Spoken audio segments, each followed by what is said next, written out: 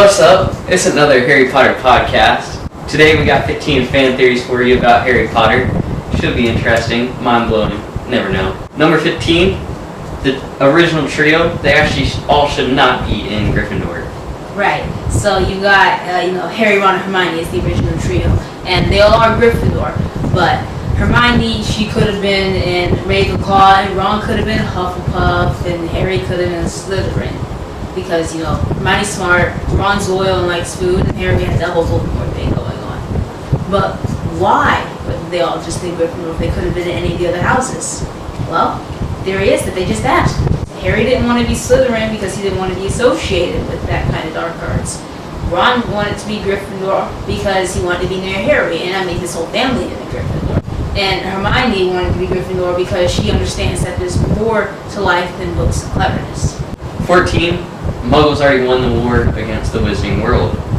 As you can see, the Ministry of Magic is not very high-tech as you would expect from a bunch of wizards. Well, they're saying that our world already defeated them, and that's why they kept it so low-tech, to keep them in control. Right.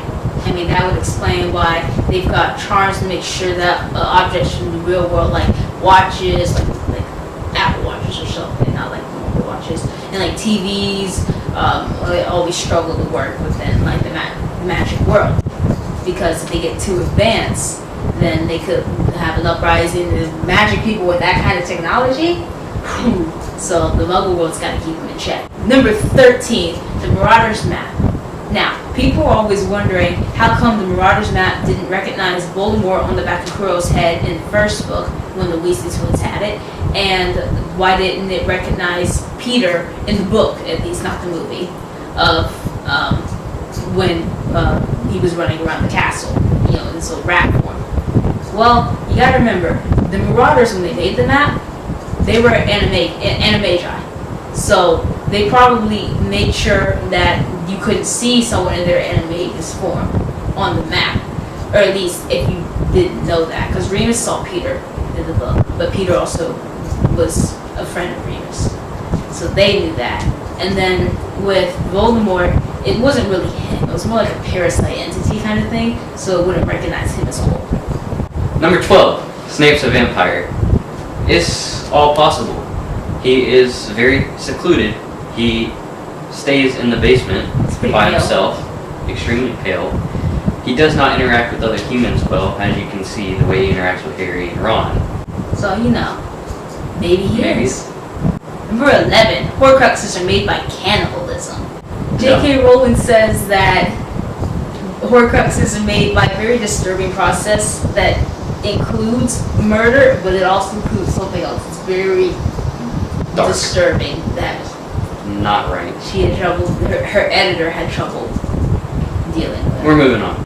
10. The Dursleys were affected by a Horcrux. That's the only reason they were as mean as they were to Harry. Right. I mean, sure, they can be just terrible people, but it's pretty ramped up. They just be just terrible people. That's like horrible stuff. And we know Harry had that Horcrux inside of him, so he was probably the Horcrux that was affecting them. As you can see, Ron couldn't even last a week with the Horcrux before he lost it. Right. The Dursleys had to live 11 years with them. And you notice, as the books keep going, they become less mean, and it's probably because Harry's gone for extended periods. Yeah, he's spending less time with them. I mean, like, by the end of the book, that Dudley's starting to warm up with Harry, and Petunia's not as mean to Harry. Vernon does some slightly less yelling. Slightly less. Just a little bit. Alright. Number 9. Voldemort's lack of hair. Why is he hairless? Well, it's because he doesn't want people using the Polyjuice Potion to become him. Right. It's reasonable, because if you are the Dark Lord, why would you want people becoming you and trying to overthrow you then? Yeah. And taking all the credit of the, things that you're destroying. And some people will think, well, what about, like, other body hairs? Well, he didn't have a nose, so there's no nose hair to pull. Number 8. Harry is immortal.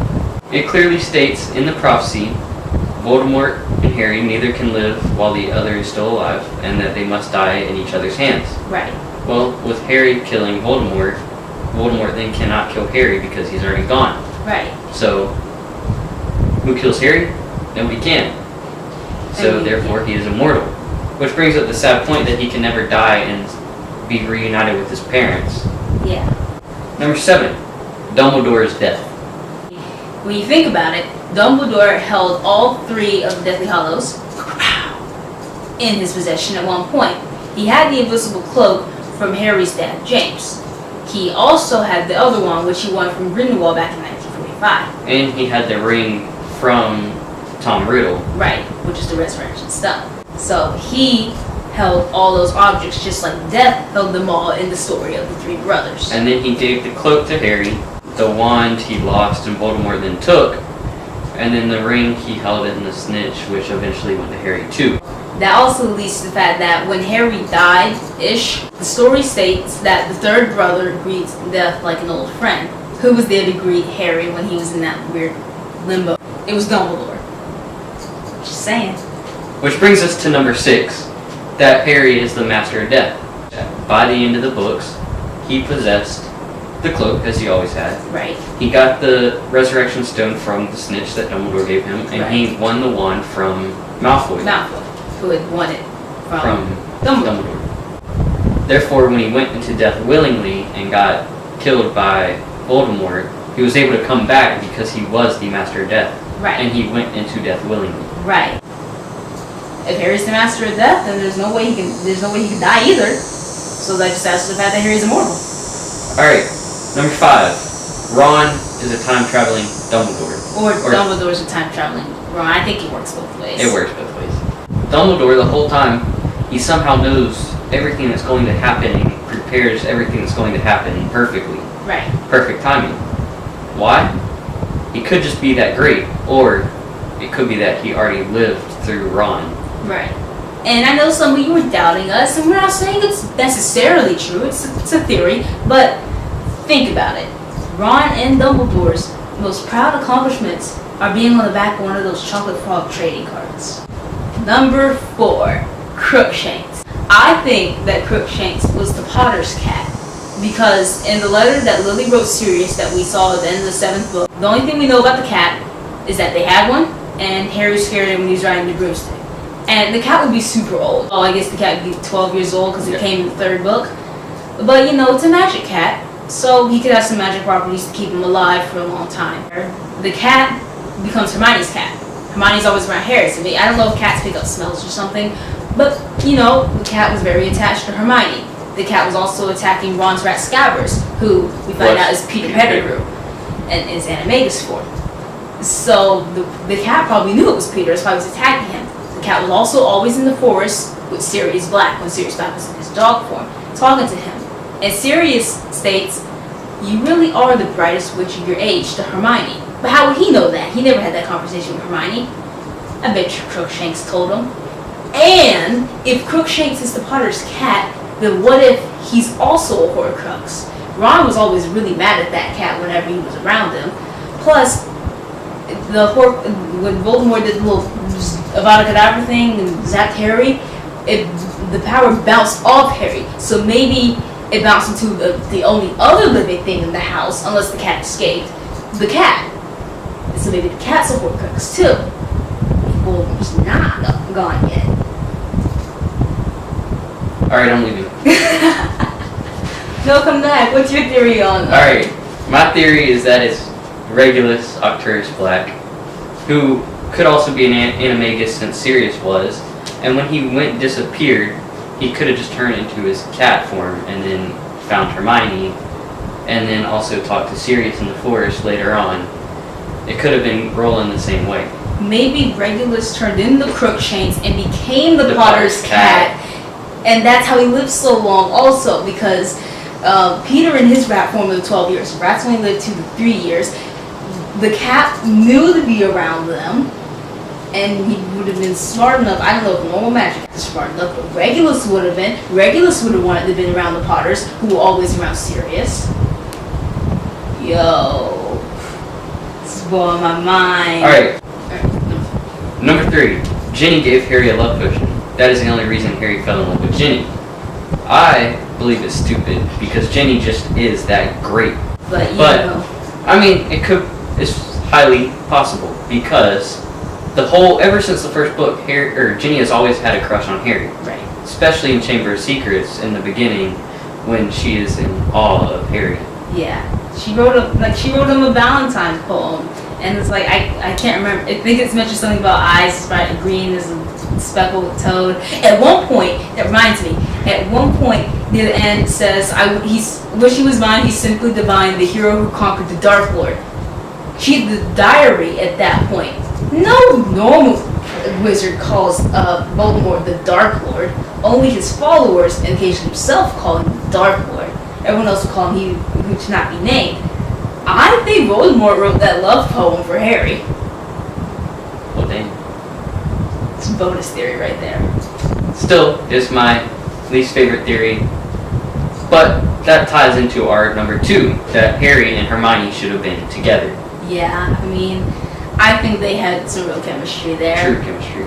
Even J.K. Rowling stated that they should have ended up together. And they're just keep together, especially in like the 6th book and movie, Half-Blood Prince, when Hermione was all upset that Lavender and Ron were a thing, and Harry decided to comfort her for that. And then in the 7th book, when they were out in the tent, when Ron left them, they were getting along pretty well when they went to go see the Things were better without Ron. Ron should have died. But no, that's tragic. But if Ron had died, maybe we could have saved Remus Lupin. My fave. It's true. Alright, number 1. Super mind-blowing. But here we go. So, the theory is that the main 6 kids, that's Harry, Ron, Hermione, Neville, Ginny, and Luna, correspond with the Marauders era 6, which is James, Sirius, Remus, I'm trying to name them in order. Peter, I think we said that all that. Snape. No, we said Lily, then Snape, yep. Respectively, in that order. Okay.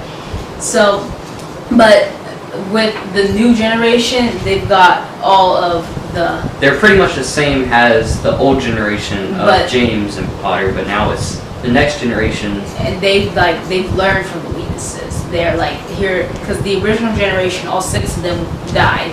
But the new generation, they all live through the end of the series. And it's because they've learned, they know from the old and the new, so they're here to make the past right, essentially. Like, James and Harry, they go together because they're both, like, the popular Quidditch kid. But Harry isn't as arrogant as his father. He's not really arrogant at all. He's just Harry. He's humble. And then you've got, like, Ron and Sirius, which they're both pretty outgoing. Like, Ron, he will attack Malfoy without hesitation. But they're really good friends. Right, and Ron knows sort of when to tone it back and when to, like, let Harry do his thing and support him from a less reckless standpoint. Or you got Neville and Peter Pettigrew. They're both fearful, timid. Peter used to become evil and betray his friends and go down a bad path. Right. Neville took it as a challenge and made things better, which made him a great friend and courageous. Right. So that he learned from that. With Hermione and Remus, they're both extraordinarily smart. But Hermione, instead of using her fears, like Remus was scared of a lot of things, Hermione channeled that into being able to be brave continuously and to make sure her friends are doing the right things. As opposed to Remus being scared and just not knowing what to do some of the time. She just wanted to step back. The one people usually have the hardest time with is Luna and Snape. But they were both ridiculed. They both had big names. Looney, Lovegood, and Sniffles. And Snape ended up going down the wrong path for a little while before redemption, I guess. But Luna, she just stayed upbeat. She didn't let that bother her. And she encouraged others too. Right.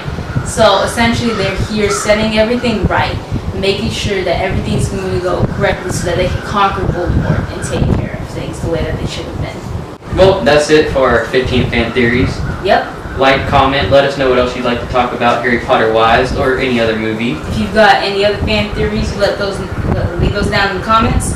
All that stuff. We'll pin our favorite one. Like, subscribe, follow us on Twitter at NonCents_pod. See you next time. Bye. Avada Kedavra.